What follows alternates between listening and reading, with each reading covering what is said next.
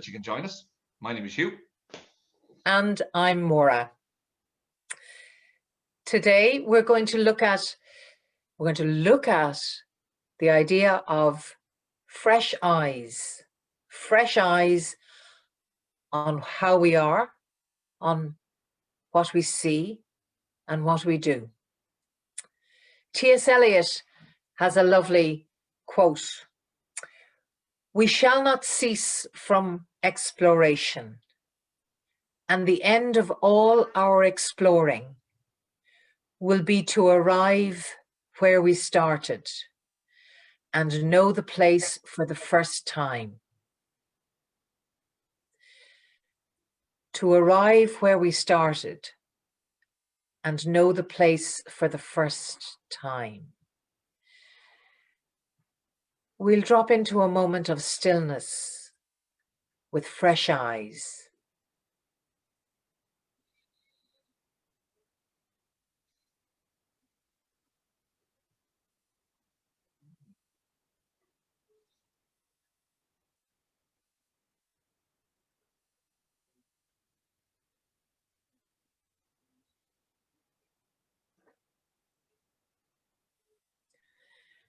Thank you.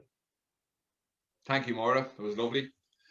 Yeah, so today's theme is that idea of seeing the world through with fresh eyes. And we know at the moment, there's a lot of uncertainty. There's a gamut of emotion out there.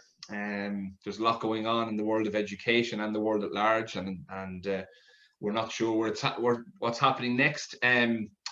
So I suppose on the well-being front, myself and Maura are looking at the idea of how can we see things a little bit differently that can be good for us. And personally, myself, one of the areas I've been working on is the idea of all walks, AWE, all walks. And what it is really, as myself and Maura was talking beforehand, it's mindful walking. Really, it's when we go out to see nature, that we're not wearing a pair of headphones listening to the news once again and listening to constant COVID stuff, but it's actually going out to enjoy what is there, going out to enjoy the cosmos, to enjoy the new buds coming on the trees, to enjoy the sounds of the birds, to fully embrace what the beautiful environment has, whether that's in a city and you're going to a park, or you're seeing around what's happening, or it's in the rural countryside, or it's going out by a beach, or it's just going through your state. It's fully embracing what is, and leaving our thoughts and fully embracing the environment around us.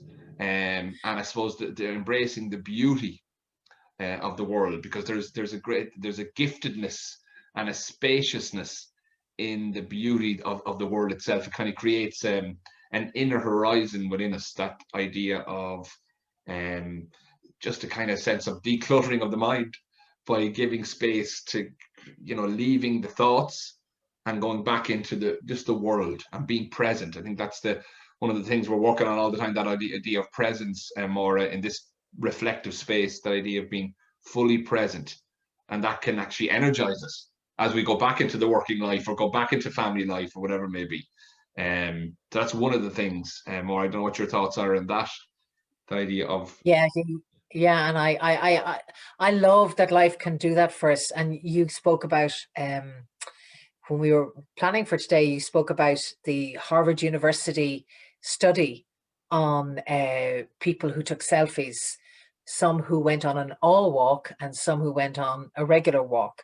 And the difference in the selfies being that people who had done the all walk, nature featured largely, and their own selves less so. And those who hadn't done the all walk, there was a lot more of the I, the person, in the image that featured,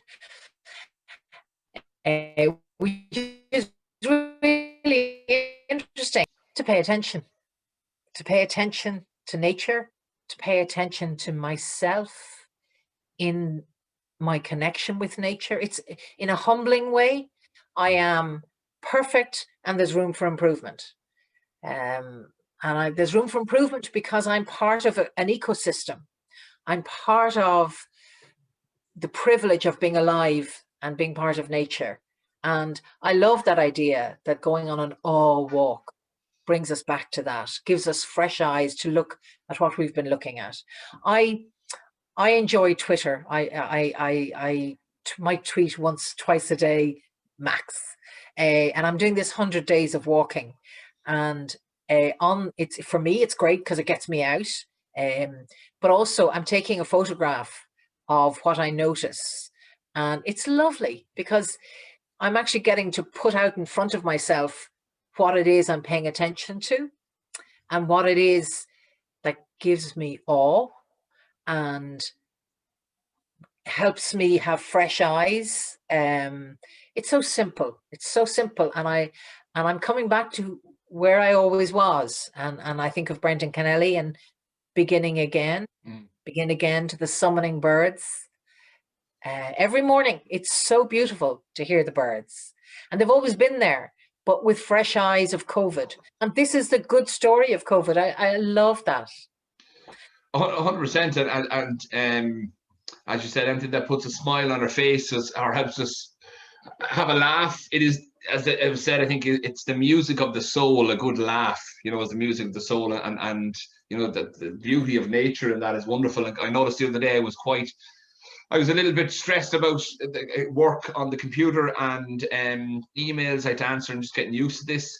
And I was listening to a piece by David White, and he said that we can become this all about the task, all about like, I have to do this, I must do that, or we can take the radical act. I love what he said there, the radical act of stopping. And when we stop in that radical act, I'm saying it to myself, to hear myself now, even right now, when we take the radical act of stopping, we not only stop doing what we're doing, but stop becoming what we're about to become, which is a ball of stress in that moment. Stop becoming that and say you can change tact. So that radical act, because in our world it's often about how much do I have to, it's about busyness, how successful you are because how busy you are, how much you've got done. But we don't pay maybe enough homage to the act of actually stopping, the radical act of stopping and going back to seeing the world with fresh eyes and the wonder of what is around us, and in the present moment, the joy of the gift that is in the universe, the gift of the cosmos, the gift of being alive and experiencing a moment of, although there's a lot of challenges out there, but the beauty of being able to have a good conversation, of being able to reflect and be, and having our health when when a lot of people don't. There's so much to be grateful for. So that simple act of gratitude, but that I'm saying that idea of the radical act of stopping becoming that, I have to get this done, and just a ball of stress when there's not, that can stop, and you can become just change and leave it, and it's just be aware of that in the moment. It's true, Hugh. And maybe to finish up, will you read the T.S. Eliot quote again for us? Thank you, Maura. I will do. Thank you. So we shall not cease from exploration, and the end of all our exploring will be to arrive where we started and know the place for the first time.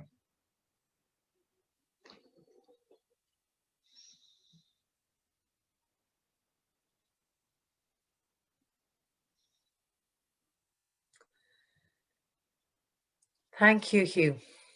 Thank you, Maura, and thank you.